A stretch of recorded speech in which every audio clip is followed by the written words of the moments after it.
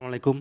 প্রাথমিক বৃত্তি পরীক্ষা ২০২৫। তো শিক্ষার্থীরা তোমরা হচ্ছে কিভাবে ওয়েমার শিটটা পূরণ করবে এবং একই সাথে এই ভিডিওটি যারা অভিভাবকরা দেখতেছেন তারা হচ্ছে দেখবেন মনোযোগ সহকারে। কেননা এই ওয়েমার শিটে কিন্তু অনেক বাচ্চা ভুল করে ফেলতে পারে, কেননা তারা এর আগে যেহেতু কেন্দ্র পরীক্ষা দেয়নি, এখানে হচ্ছে ভুল করতে পারে। আচ্ছা, এখানে ওয়েমার শিটটি হচ্ছে ২টা অংশ থাকবে। এই প্রথম যে অংশটা দেখতে পাচ্ছেন, এই প্রথম অংশটা মানে এই বক্স থেকে শুরু করে এই বক্সটা মূলত এটা হচ্ছে স্টুডেন্ট, মানে হচ্ছে পরীক্ষার্থী যে রয়েছে সে পূরণ করবে।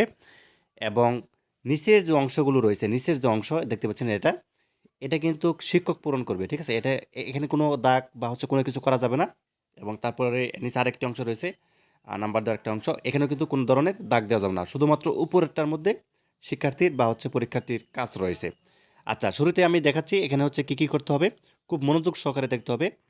আচ্ছা, এখানে একটা বিষয় রয়েছে, সেখানে হচ্ছে এখানে একটা বক্স থাকে, যেমন এখানে যেমন 7 বা হচ্ছে 8 বা 5। ঠিক আছে, হোয়াট হোয়াট এভার ইট ইস, অর্থাৎ এখানে যাই কিছু থাকুক থাকুক না কেন, অর্থাৎ এটা এখানে একটা জাস্ট হচ্ছে মানে একটা সিরিয়াল নাম্বার দেওয়া থাকে। ঠিক আছে, অর্থাৎ এখানে হচ্ছে শিক্ষার্থীর কিছুই করতে হবে না, অর্থাৎ এই বক্সের মধ্যে কিছুই করতে হবে না শিক্ষার্থীর। আচ্ছা, এরপর হচ্ছে বিষয় কোড। বিষয় কোডটা খুব গুরুত্বপূর্ণ আরেকটি বিষয়, এখানে কিন্তু এখানে বলছেই এই বক্সের মধ্যে কোনো দাগ দেওয়া যাবে না।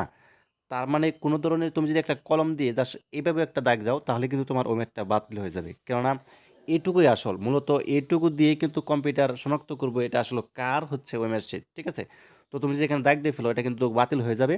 কেননা অনেক শিক্ষার্থী, অনেক পরীক্ষার্থী, তো তোমার একটা বাতিল হলে কিন্তু তাদের কিছুই হবে না। ঠিক আছে, তো যাই হোক, একটি অ্যানাউন্সমেন্ট হচ্ছে, আমরা একটু দেখে নিই, তারপর হচ্ছে আমরা এগুলো পূরণ করব। আচ্ছা, ইতিমধ্যে আমাদের কাছ থেকে যারা সাজেশনটি নেননি, যে নাম্বারটি স্ক্রিন দেখতে পাচ্ছেন, এই নাম্বারটির মধ্যে হোয়াটসঅ্যাপ বা ইমো আছে, এখানে যোগাযোগ করে সহজে সাজেশনটা নিতে পারবেন।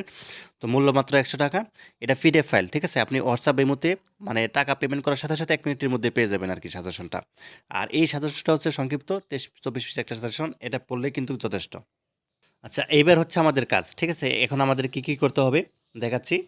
তো মূলত হচ্ছে যেটি বলতেছিলাম, যে এই বক্সে কোনো ধরনের দাগ দেওয়া যাবে না। এরপর হচ্ছে আমাদের প্রথমে আমরা এই পাশ থেকে শুরু করি। ঠিক আছে, এখানে হচ্ছে আমাদের প্রথমে কী কী করতে হবে দেখেন। এখানে যেটি করতে হবে প্রথমে, এখানে বিষয়কোড থাকবে।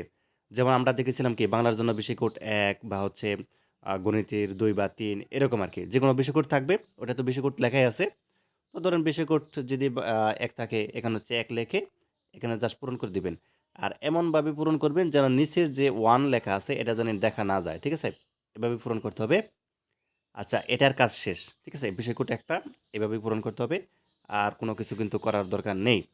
এরপর হচ্ছে রোল নাম্বার। ঠিক আছে, তো রোল নাম্বারটা যাই হোক না কেন, ঠিক আছে, রোল নাম্বার হচ্ছে যাই হোক না কেন, ওটা হচ্ছে রোল নাম্বারটা লিখতে হবে। রোল নাম্বারটা লেখার পর দেন হচ্ছে এটা কি পূরণ করতে হবে। ঠিক আছে, তো এটা হচ্ছে জাস্ট পূরণ করতে হবে। তো আমি একটা রোল নাম্বার আন্দাজে দিলাম, তো এটা হচ্ছে কীভাবে পূরণ করতে হবে, যেমন এখানে 1 রয়েছে, 1টা পূরণ করতে হবে। এমনভাবে পূরণ করতে হবে, এমনভাবে পূরণ করতে হবে যেন নিচের যে লেখাটা আছে, নিচের যে 1 লেখাটা আছে, ঠিক আছে, এটা কিন্তু কোনোভাবেই করা যাবে না, অর্থাৎ দেখা জানি না যায়। ঠিক আছে, এরকমভাবে পূরণ করতে হবে, এরকমভাবে খুব ভালোভাবে পূরণ করতে হবে। তো যা হোক, এখানে আরেকটি বিষয় সেটা হচ্ছে যে ধরেন এখানে হচ্ছে আপনার হচ্ছে রোল নাম্বারটা এখানে ৩ আছে, কথার কথা। ঠিক আছে, তো আপনি ৩ পূরণ না করে হঠাৎ করে হচ্ছে ২ করে ফেললেন ভুলে। তো এক্ষেত্রে হচ্ছে আপনি কি করবেন? এক্ষেত্রে আসলে কি করা দরকার? অভিভাবকরা আছেন, তারা হচ্ছে বাচ্চাদেরকে বুঝিয়ে দিবেন। ধরেন আপনি হচ্ছে ২ করে ফেলছেন, কিন্তু আপনার রোল নাম্বার তো এখানে ৩ আছে। তো এক্ষেত্রে যেটি করতে হবে, ২ করছেন ঠিক আছে। কিন্তু সাথে ৩ ও করে দিতে হবে, ৩ ও করে দিতে হবে। ঠিক আছে? আপনি ভুলে ২ করছেন ঠিক আছে। এটা আর কাটা এই যে এভাবে কিন্তু কাট দেওয়া যাবে না। ঠিক আছে? এভাবে কাট দেওয়া যাবে না। ২ করছেন ঠিক আছে। জাস্ট হচ্ছে এটার সাথে ৩ করে দিবেন। আচ্ছা, এরপর হচ্ছে অতিরিক্ত সংখ্যা অর্থাৎ উত্তরপত্রের সংখ্যা। যদি অতিরিক্ত কেউ যদি পেজ নেয় বা হচ্ছে লুজ আমরা কি বলি, কেউ যদি অতিরিক্ত খাতা নেয় আরকি, তাহলে সে কি করবে? ধরেন যদি একটা খাতা নেয়, তাহলে এর 1 লিখবে। 1 লিখে এটা পূরণ করে ফেলবে। ঠিক আছে? আর যদি ২ টা নেয়, তাহলে কি করবে? ধরেন ২ টা নিছে। তাহলে কি করবে? ২ টা 2 লিখে এখানে পূরণ করবে। ঠিক আছে? আর যদি ৩ টা নেয়, তাহলে এখানে 3 লিখে ৩ টা পূরণ করবে। শেষ। এতটুকুই কাজ। আচ্ছা, এরপরে আমাদের আরেকটা কাজ আছে। সেটা হচ্ছে এই পাশে পরীক্ষার্থীর নাম। ঠিক আছে?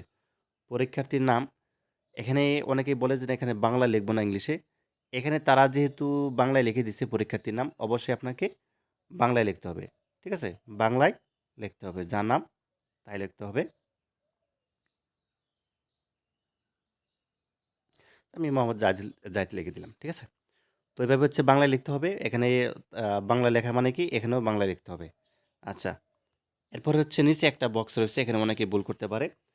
এটা হচ্ছে মূলত এখানে কি বলছে?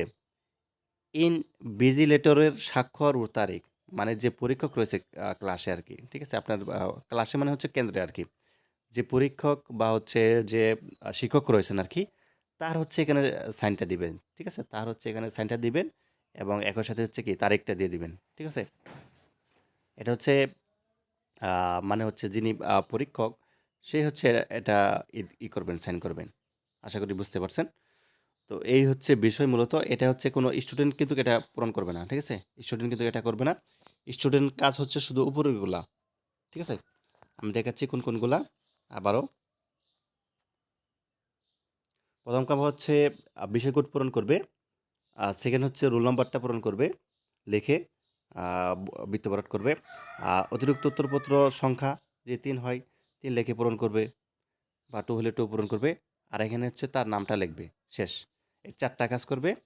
আর কোনো কিছু করার কিন্তু দরকার নেই। ঠিক আছে? নিচে হাত দেওয়া যাবে না এবং দাগাদাগি করা যাবে না। আর উত্তরপত্র কিন্তু বাছ করা যাবে না। ঠিক আছে? বাছ মানে হচ্ছে যে ধরেন আপনি হচ্ছে মাঝখান থেকে এভাবে বাছ করে ফেললেন বা এখানে এভাবে বাছ করেন। এই সাইডে কর্নারে এভাবে হচ্ছে বাছ করে এইভাবে লিখতে পারবে। ঠিক আছে? কিন্তু করতে পারবে না আরকি। ঠিক আছে? তো এই হচ্ছে বিষয়। আরেকটি কথা সেটা হচ্ছে যে আ এখানে যে বিষয়টি সেটি হচ্ছে যে উম যেটি বলতেছিলাম আরকি বাছ করা যাবে না এবং আ যে আ মানে কাটাছিঁড়া করা যাবে না। ঠিক আছে? এক কথায় যদি বলি কাটাছিঁড়া এভাবে কোনো কিছু করা যাবে না। এই হচ্ছে বিষয়। তো ধন্যবাদ সবাইকে ভিডিওটি দেখার জন্য। আর অভিভাবক যারা রয়েছেন অবশ্যই আ ভিডিওটি ভালোভাবে দেখিয়ে দেন হচ্ছে বাচ্চাকে বুঝিয়ে দিবেন। আ যে সে যেন কোনো ভুল না করে। ঠিক আছে? যে লেখলো ভালো কিন্তু ওই মাসিটি ভুল করলো। তাহলে কিন্তু সে ফেল করবে যাবে। ঠিক আছে? রেজাল্টটা আসবে না। ধন্যবাদ সবাইকে।